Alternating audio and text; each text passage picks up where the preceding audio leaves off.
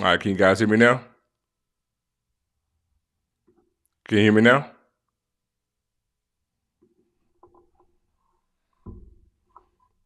Can you hear me now?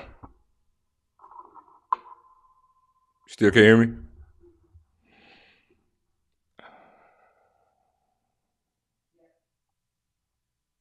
Can you hear me now? Okay. Sorry about that.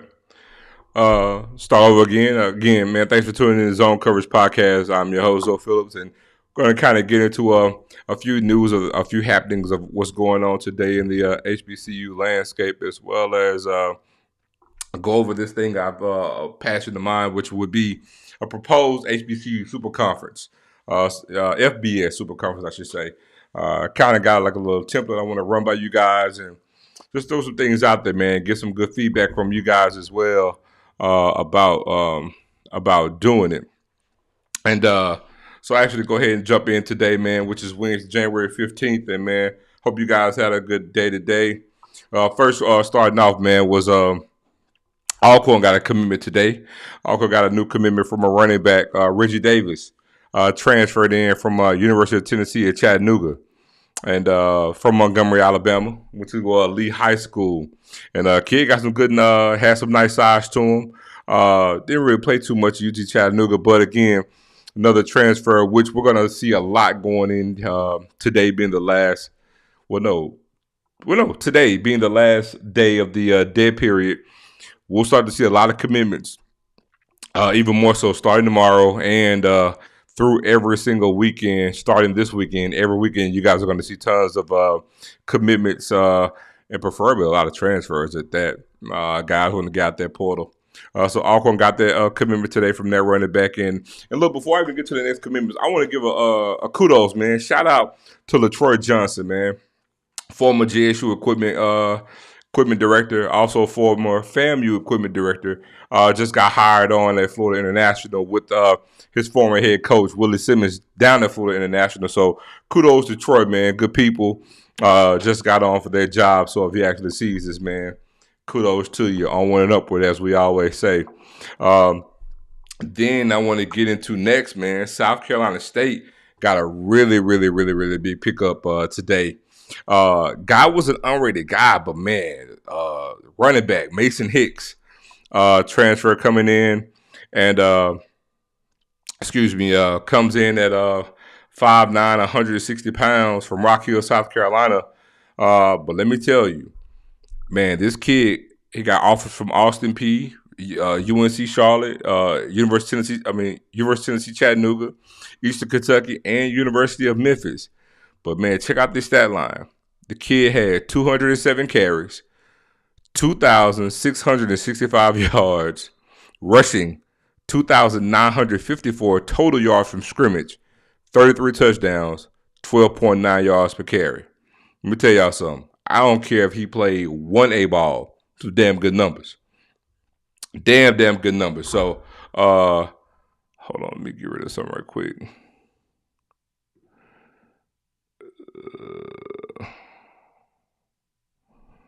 1 second, I got something here. All right. Sorry about that. And, but, 1 second. All right. And, hold on.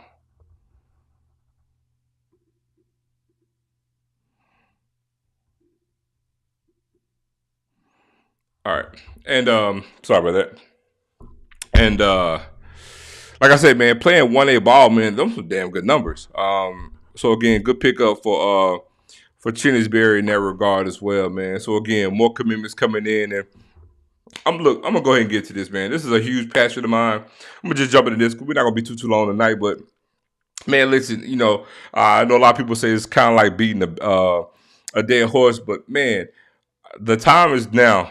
With regards to the college landscape, and we look at the way teams are scheduling. What it is that we're playing for.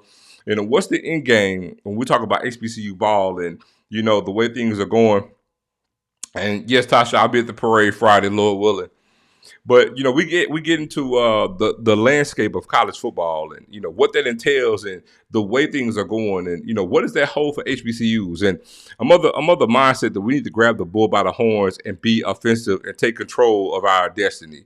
And I just feel like we're leaving money under the table, but also we're not really utilizing our brand to the best of its ability. And I think, the SWAC being the more known as the football conference from a traditional sense, right? The SWAC in its heyday was pretty much the SEC before the SEC. And when you look at the MEAC, who's had strong, in the latter years here, strong football, things happening for that conference in the latter part of the previous 10 seasons, but they're more known traditionally as a basketball conference, and the SWAC was more like the SEC. But we look at how things have gone here, and I always say that being this the year 2025, just go back to the year 2000. Look at that sample size. It's 25 years. And look what has changed and what's transpired for both conferences in that time, as well as what's going on in the college football landscape as a whole to right now. And you look at, man, what's the best way to utilize? I know sometimes people look at things like, oh, what about travel and what about scheduling and yada, yada, yada. But I'm telling you, now's the time for the two to actually merge. And I actually was a proponent of saying we just need about 8 teams to move up that could do it. But honestly, I think in the landscape right now, I think being that we play in both conferences, outside the MEAC doesn't have a championship game because they only have 6 teams, but I got a remedy for that. Being that the SWAC, plays, every team in the SWAC plays to go to the SWAC championship game and then play to go to a bowl game, which is what pretty much every group of 5 conference is doing in the FBS, right? And the NCAA playoffs is a money pit on the FCS level. Pretty much they have any team now who, if they could move up, they would. And so things look the way that they look. So I actually came up with a proponent. And so instead of just having 10 teams or 12 teams move up to an FBS conference, I figured, just merge the two and just have an HBCU Superconference, whatever that name would be for whatever template you guys want to use. We'll just say right now the Heritage Conference. I'm just throwing a name out there as an example, as a template. So you ask yourself, man, combine the SWAC and the MEAC, but don't just stop there. Even in that same construct, go ahead and you actually add Hampton, Tennessee State, and North Carolina A&T into that fold. And I'm telling you, even from a scheduling standpoint, it will work. So I actually came up with a template, right? And what we would do is kind of model similar to what the SEC did this past season. And what you would do is you come up with a pod system. So when you look at how the pods will break up, you still can break the pods up when we talk about traveling and keep it up with close proximity now. So for an example, there will be 5 pods within this conference. Yes, it's a 20-team conference. And you will actually, in 4 years, still play everybody in this conference in 4 years. The way that it works was by having a pod system, and I'm going to give you a template by using Jackson State. But what we would do is in that first pod, if you guys want to write this down and record it later on, you can actually see it, right? You can actually have Delaware State, Morgan State, Howard, and Hampton in the first pod. Those schools are in close proximity to each other, and I'm going to break down how we schedule and everything else. In the second pod, you would have Norfolk State, North Carolina Central, North Carolina A&T, and Tennessee State. In the third pod, you would have FAMU, Bethune-Cookman, Alabama A&M, Alabama State. In the fourth pod, you would have Jackson State, Valley, Alcorn, UAPB. And in the last pod, you would simply have Grambling, Southern, Prairie View, and Texas Southern. Now, if you break down the actual pods, you can see in each pod, these schools are all in close proximity to each other. And in a football sense, in one pod, the way a schedule will break down, and the reason why this works is because of it defines HBCU ball, right? Outside of Division II, you have every major classic game is in this conference. Every band that you think of that's worth note with those rivalries is in this conference. So when you talk about black excellence and all the what we know HBCUs to be, it's in this conference. Now, When we go to a scheduling standpoint, I actually came up with a template for scheduling, right? So there's 5 pods within this conference. And what you would do is there's only 4 teams in every pod. So in every pod, let's just say I'm going to take Jackson State, right? So Jackson State is in a pod. So you only have 3 teams that you'll play every year within your pod. And in the so what happens is there will be a designated pod that you would choose where you would actually have 2 games from that pod that you will play but you only have one pod in particular that you rotate from, right? 2 teams. And then all the remaining pods, you would actually have one team that you will play home and home, and then it rotates. So to give you an example, Jackson State would play Valley, Alcorn, and UAPB every year. And then after that, we can give an example. You will play Grambling and Southern in one season. You will play those 2 teams home and home, and then those are the 2 that will rotate off. So in the pod that Grambling and Southern is, you have Prairie View and Texas Southern. So Grambling and Southern will fall off after 2 years. Texas Southern and Prairie View will pick up for 2 years. But in all the remaining pods, you will have one team, and they will rotate every 2 years. You will do a home and home, and they will rotate off, right? That's one example. Or you could just take one pod in particular and just play one team, and then rotate off. And you can alternate every year between home and away. So to give you an example of what a schedule would look like for Jackson State in this current setup, in 1 year, and mind you, I designated for this conference to have 8 conference games, because being that you're an FBS conference, you would have 12 games every single year. So there's 8 conference games, 4 non-conference games. And I'm going to get into the non-conference setup in just a second. But in the single season, to give you a template, Jackson State will typically play Valley, Alcorn, Pine Bluff every single year. Grambling and Southern, who will stay there every 2 years and then rotate off. And then in this particular example, you could say Jackson State could easily play Morgan State, Tennessee State, and FAMU. And that's your conference slate. So you will have that conference slate for 2 years. And then the next season, Jackson State will still play Valley, Alcorn, Pine Bluff. Grambling and Southern will fall off. You will pick up Prairie View, Texas. You pick up Prairie View and Texas Southern in a home and away. And then the Morgan State, Tennessee State, FAMU will fall off. But then you could easily pick up Howard.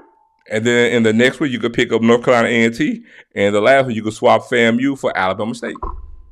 So every year, you're going to have a damn good schedule. Every season. And so that applies to every single team. Now, the reason why I want to get into the non-conference slate, when we talk about, what that looks like. Now, if I'm a commissioner of this new FBS league, what I would do is that I would actually, for the sake of the conference actually displaying good football, I would actually lock us into where I would have us mirror the Sun Belt Conference. And what I mean is I would try to create an alliance with the Sun Belt to build up rivalries, and kind of like how the SWAC and MEAC is now. I would do that, and I would actually put a moratorium on how we schedule Power 4 programs. I would have it where in this conference, every team will only schedule one Power 4 program, because I'm all about building the brand up. And it's not going to look good getting your tail whooped until you're able to get things settled. Because mind you, once you're FBS, you're going to have the scholarships. Because remember, now you got a 105 roster limit on the front end. Also, remember, with these money games, you're going to get more money, and you're going to designate more money with regard to this new conference. Now you're talking about new revenue streams. Let's just say, hey, we got our own Heritage Conference channel. You segue that into some type of payment arrangement where you set up payment with all the teams. Now, granted, being there's 20 teams, no, we probably in this conference, being that it's new, you probably won't get, the big $40 million payout to every school in the conference, but it's better than what you're getting right now. And what if you have it within this conference? You can move the needle. And let's just say even in this conference, you can get it where every team could get about $10 million. You know what I'm saying? That's way better than what we're doing right now. No, that's not SEC money, but it's way better than what you're getting right now. And I think you can actually generate that and get that, because I think you can get all of Black America in tow with an FBS HBCU conference. But on the non-conference slate, I would, like I said, designate it to where you can only play one SEC school. You can play, multiple, obviously, Sunbelt teams, Conference USA teams, MAC schools, as well as the American Conference. I think that makes for a very, very attractive schedule because, again, if we're getting the same caliber of talents and we can actually play players at this point, I would love to see schools or Jackson State or Southern or FAMU or Tennessee State or Norfolk, under the fold now, being able to compete with a Sun Belt team, with an American team, with a Conference USA team, with a MAC school. It makes it a lot more attractive to now those games. You don't look at those games like, we'll actually look at those games. It's a loss on the schedule automatically. But I think by doing this, it can reinvigorate the conference slate. I think it'll create a buzz within that said new conference. I think it'll create a buzz non-conference wise. Man, I think it creates a buzz down in the Bible Belt with regards to recruiting players because now you're FBS and you get the best of both worlds. Now you get to play all these marquee HBCU games now. Now you don't have to wait till the Celebration Bowl to get a Jack State versus A&T, FAMU versus Central. You can get these games with more regularity now, and they're conference games. I mean, now you get Tennessee State as a conference game now. Tennessee State versus FAMU in the same season. Think about Tennessee State fans; they go crazy. Think about A&T fans now. I mean, that's a damn good matchup. Tennessee State is playing Howard, I believe, again for their homecoming. But now, if you're a Tennessee State fan, imagine in the same season being able to play FAMU, Jackson State, Southern, Grambling, Central, Howard, Morgan State, all in the same year. I mean, let me look at Tennessee State. In Tennessee State's, for an example, in Tennessee State's, in their section, they have North Carolina A&T, North Carolina Central, and Norfolk State. They will play those teams every year. And let's say they grouped up with the next pod where they got FAMU, Bethune-Cookman, Alabama A&M, and Alabama State. So in the same year, Tennessee State's schedule can easily look like A&T, Central, Norfolk, Alabama State, FAMU, Jackson State, Grambling, and Morgan State. All in the same year. Tell me their fans wouldn't love that.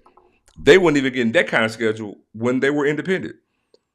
And now imagine having that week in and week out. And God forbid this conference actually has success in the non-conference slate. Now you're talking about a strong perception of black college ball with damn good talent. It'll feel like the SWAC of the 50s or the 40s or the 60s or the MEAC of the 40s, 50s, and 60s. So again, we hear all the things about why it can't work and why we, don't want to do it.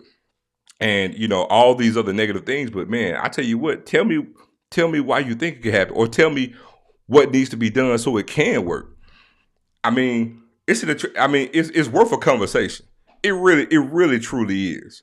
Now I was of the mindset previously of saying, hey, you know what, let's go ahead and we got some schools who probably can't make it. But you know what? Everybody has their time in the sun. Everybody doesn't lose all the time. And things change, right? So look. So instead of telling me why, there's no way, give me any type of inclination of how it could happen. I would love to hear, seriously, Charles McClellan or the MEAC commissioner actually think about, pondering, ways to make it happen. I know people look at, they'll say, what about traveling? Man, listen, I think that's hogwash. I mean, does every school that's played within the conference right now, are we worried about traveling? No, we aren't. But I also feel like there's things that we could do per each institution to get our attendance up and get interest in these games. But I also think that, guess what? If you make this happen, that automatically generates interest. It generates buzz. I think that's a step in the direction to get more fans wanting to come out to see these games because you're going to have marquee games every week. And you know what? Honestly, in this conference makeup, you won't have just like 2 games that everybody want to see. You will literally have 5 to 6 games every single week that so many people want to watch with intrigue. And like I said, God forbid we actually have success out of conference. And then now you're not talking about a lot of teams having losing records when conference play starts. What if we're having success and now it's a strong conference because the worst thing that can happen is what? We actually have success. We're actually mirroring what the Sun Belt is doing. What if we're actually having that type of success? We're going to Georgia Southern. We're going to Southern Miss and beating them. I mean, Jack State might do that this fall, but I'm just saying with regularity, right? We're going to Memphis, we're going to Tulane. We're playing these schools, and it's not looked at like a money game in the sense where we're an inferior school. We're on either level playing field. I mean, why not us? I mean, I really, really think it's a tangible thing that really, really could happen. But and again, now you're talking about you have all the pageantry, all the best of what HBCU ball has to offer, everything that it stands on, the pageantry, the pomp, all of it. All of it is there in this conference, but now it's on an FBS level for the world to see, right? So, again, I think it's a damn good move. I really, really would love to see it happen. But let me just jump in these comments right quick, man. Let me see what you guys going on. Natasha, hey, what's going on? What up, Tony O? Let's see what we got here, man. Tuck, what's going on? And man, look, if y'all got any questions, please right now too, Dren, drop your questions in the chat, man. I'll actually get to you guys. What's up, Mama Flo?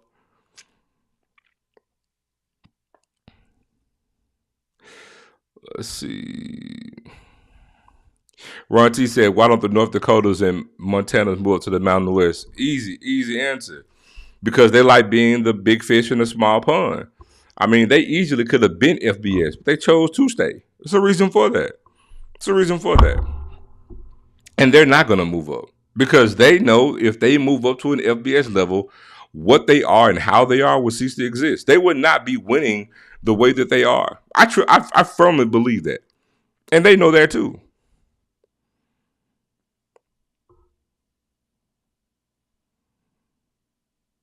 No, I didn't leave out South Carolina State.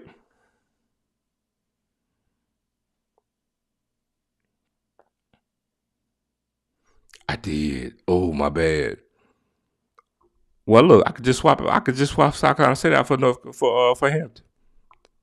That's my bad. That was by mistake though, because I have every intention of having them there because they are blue blood. They will most definitely be there.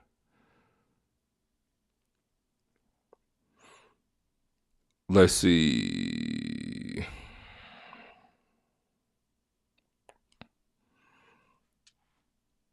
Yes, potentially Jackson will play in Southern Miss. What up, Troy?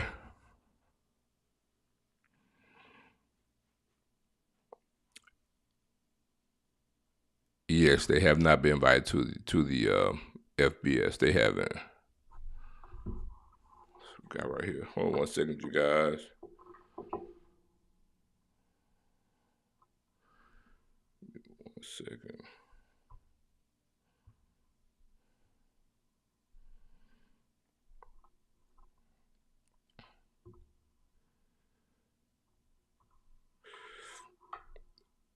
Tasha says, "What about Valley?"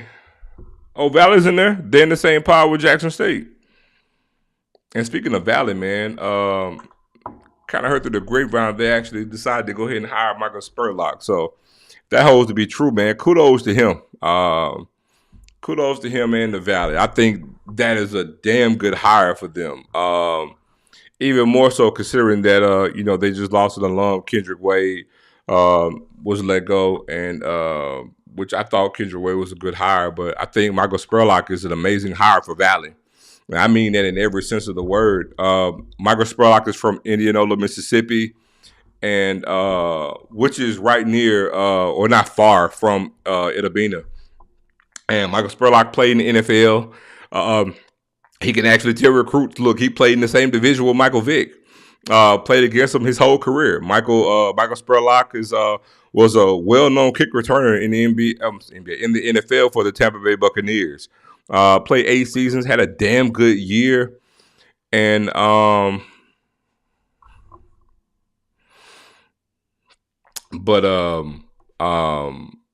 think I do. I really think he's really good move. He's the running back coach for Southern Miss. Had recruited some good, really, really good guys. Michael Spurlock, if you don't know, was a quarterback at Gentry High School out of Indianola, Mississippi. He was the actual backup and heir apparent to Eli Manning. but ended up moving over to wide receiver because he obviously couldn't beat out Eli Manning, right? And went undrafted to the NFL. Like I said, had eight great years. And being that he's from Indianola, played at Ole Miss, he has great ties to Ole Miss, and he's been coaching for quite a few years. Did some things in the NFL as an analyst. Was a position coach at one point in time. Did some things around the state in different capacities. And like I said, end up going over to Southern Miss this year as the running back coach. And I think for all the shortcomings that Valley has, all the limitations that you have at Valley, I think with him being from Indianola, he's not going to get overwhelmed by the lack of what they don't have or what they potentially maybe could have. And I'm not trying to paint Valley like they're just down the doldrum with everything, but they do have limitations with certain aspects of their football program. I think Michael Spurlock won't be blindsided by that. Again, he's from Indianola, and I also think that he has some good connections that I think he's going to bring in a good staff. He's already got a few commitments from a couple of 3-star players out of Florida over the Valley. And look, I always say that, if Delta State in Cleveland, which Cleveland's a nice sized town, but Valley's right outside of Greenwood. If you got JUCOs in Mississippi who can actually get talent for 2 years, the mindset I have is Valley can get players for 2 years too. So I'm looking forward to see how he's going to look, man, what that's going to look like. Interested to see who he's going to hire, what they're going to do schematically. Because, again, being that they're this late in the game, looking to see what he's going to do on a recruiting front. I pretty much am assuming that he's probably going to hit the JUCOs really, really hard. And, man, they're going to drain all the talent in Mississippi because Alcorn's going at the JUCOs pretty good, and Valley's going to do the same. Just waiting to see what that's going to look like and what all that's going to entail. But I'm definitely excited for him. A lot more excited for Valley now than I was previously. And so that's a damn good put. What's up, Scotty? I think Zai at first I was thinking Zai would be a good pickup for Alcorn and or Southern, but now I think Zai would be a great pickup for Valley for a year, transitional year to segue in Spurlock's first season. A veteran quarterback, won a championship. He's a 3-star player, and look, Zai was an all-metro kid at Ridgeland High School. He could throw the ball. Threw for almost 11,000 yards in his high school career, and Zai can throw a lot better than what people think he can. I'm here to tell you. So I think Valley would be a good landing spot for Zai. Can guarantee him to play in the conference that he's familiar with, that he's had success in, and it's a damn good pickup for Michael Spurlock, depending on what else they can get. So I think it's a damn good move. Let's see what else we got here. What's going on, Desi? What's up, Tasha?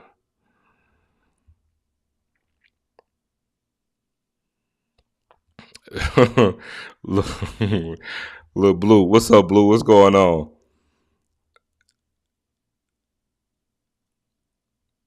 Yeah, he was a quarterback and receiver. Let's see. What's up, HBCU Bantal?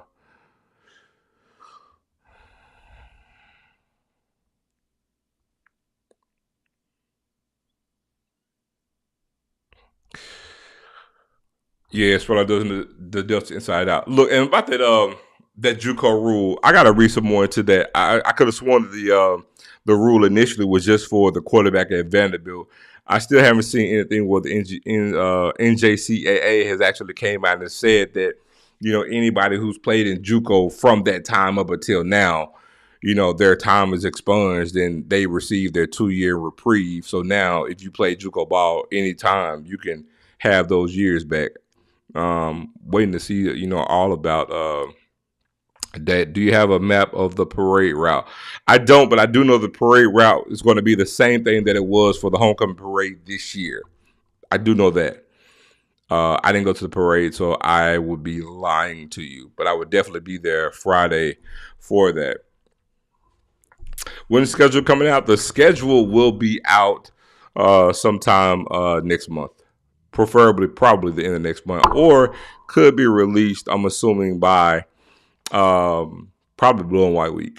like last year, but I expect for it to come out next month.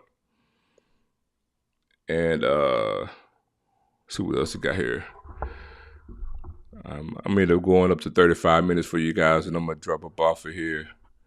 And look, next week I'm gonna drop. We're gonna do things a little bit different next week, and like I said, I got set up and we'll start doing some interviews and have a call line set up for you guys. Let's see, Colorado got an extra year out the JUCO rule. Okay. I just want to read up on it to actually get it so I can actually know it and explain it. I knew initially when it came out, it was solely for the quarterback at Vanderbilt. And so we'll see. Check out WAPT for the parade route. There you go.